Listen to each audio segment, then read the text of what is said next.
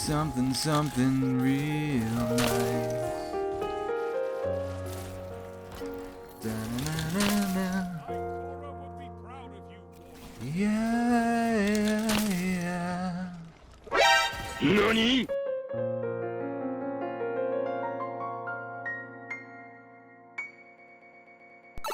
Hey, welcome back. After spending what feels like an eternity playing nothing but Voidwalker, then the last month or so getting sucked into the lands between of Elden Ring, and just real life being super busy, I finally got around to checking out the new Warlock stasis exotic, the Osmiomancy Gloves. Osmiomancy. Just rolls off the tongue, doesn't it? I'm gonna say it right now, these gloves are now my go-to shadebinder exotic in pretty much every game mode. They're incredible in both PvP and PVE builds, as they let you spam grenades without having to use any seasonal mods or specific weapons. These things are awesome. They basically turn you into your favorite master of the ice.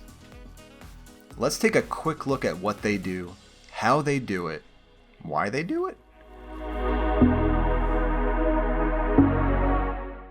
The tooltip states your cold snap grenades have an additional charge that recharges quicker on direct impact. The seeker spawn from cold snap grenades travels further. Okay, so we get a second cold snap grenade that charges quicker on direct impact, and they have improved tracking. So mechanically, they behave much like how they were when stasis first launched. I've seen these things relentlessly track opponents over obstacles across great distances. How great a distance, you might ask? Well, according to Darcy, we're looking at the Seeker traveling up to 22 meters from the point of impact. 22 meters gives you a tremendous amount of leeway and makes it nearly impossible to miss with these things.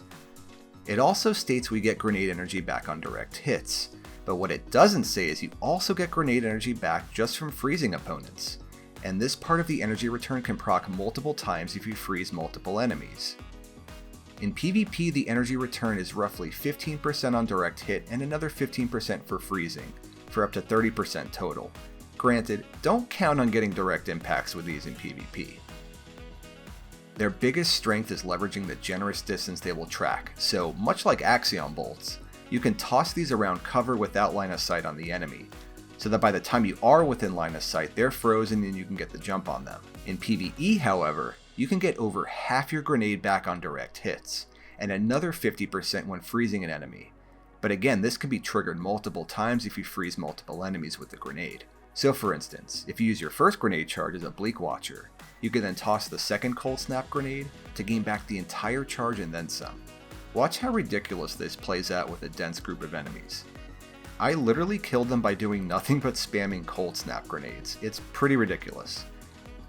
But the biggest strength of these in PvE is the ability to spam Bleak Watcher turrets while utilizing the cold snap grenades for both regen and as an oh shit button so that you can immediately freeze a troublesome enemy such as a champion. Because you gain so much back on direct hits and the freeze, you can spam Bleak Watcher turrets while keeping a champion permanently frozen. The trick is to toss the Bleak Watcher far from the champion, because if the champion gets frozen by the Bleak Watcher and not the cold snap grenade, you won't get that energy return from the cold snap because the enemy was already frozen. This allows you to lock down large areas as usual with the normal Bleak Watcher build, but also specific targets with the cold snap grenade, and the uptime on both will be far beyond your typical turret build with, say, Eye of Another World. Let's take a look at how you build for these in PvP and PvE, because both builds use very different aspects, fragments, and mods. In PvP, we want the aspects Frost Pulse and Ice Flare bolts. This gives our Rift a freeze on cast, and also allows our freeze to chain to enemies, allowing you to take on multiple opponents. For fragments, I'm using Whisper of Rending for bonus damage on my kinetic primary. The next fragment is a freebie. I'm using Whisper of Conduction for the bonus 10 intellect and resilience. Next is Whisper of Chains for the damage reduction near frozen targets, as well as 10 recovery. Last, we'll take Whisper of Torment to gain grenade energy each time we take damage. Other good picks could be Hedrons, Fissures, Bonds. There's a few different ways you can take the build. You can even take Whisper of Shards if you're using a weapon with Headstone. For stats, we will definitely want tier 10 Discipline and Recovery if we can.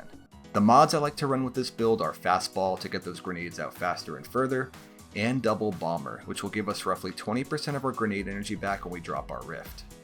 This build allows for a very aggressive style of play. Use line of sight to your advantage, as you can catch enemies around corners with not only your cold snap grenades but also your rift. The melee is also incredibly strong.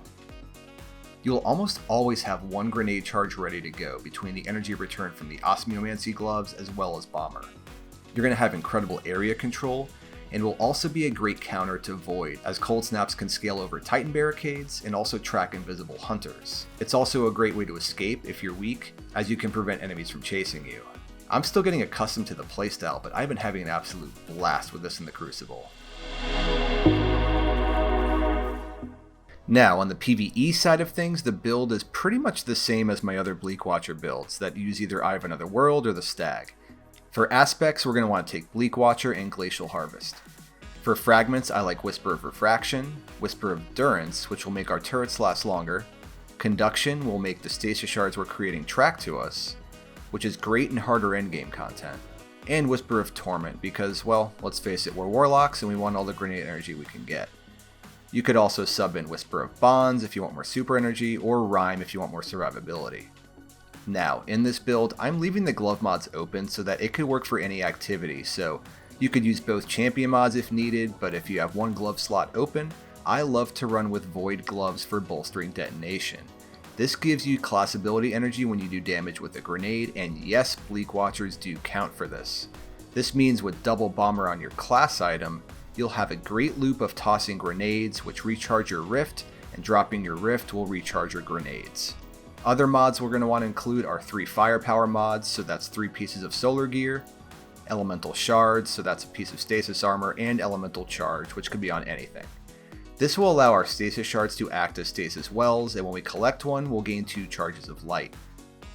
Firepower only works if both of our grenades are used, so when we toss that second grenade, we're going to get 45% of our grenade energy right back, and then on top of that, we'll get back whatever Osmiomancy provides. The biggest strength these afford you over a pure turret build with Eye of Another World is that you have a no shit button with the cold snap grenades, so that you can instantly freeze troublesome enemies like a champion and get a huge chunk of grenade energy right back. With the normal Bleak Watcher turret builds, you basically have to sacrifice your only grenade charge to do this, but with the Osmiomancy gloves you don't have to choose. You can toss out a turret to lock down an area, freezing enemies to generate stasis shards which will track to you, and cause you to become charged with light. Then with that second grenade charge, toss a cold snap at either a champion or a group of enemies to proc firepower, and gain a huge chunk of energy right back. The versatility of this exotic has completely nullified all other exotic options in my eyes. Not only did it improve on the speed at which we could toss turrets, but now we have the instant freeze in our back pocket, and we haven't even talked about adding a weapon with Demolitionist, which is basically a staple in all Warlock builds at this point, but you know.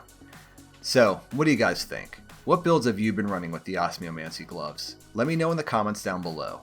And also let me know what you'd like me to cover next. If you found this video informative, entertaining, or some other adjective, consider subscribing to the channel and clicking that like button. I'll see you on the next one.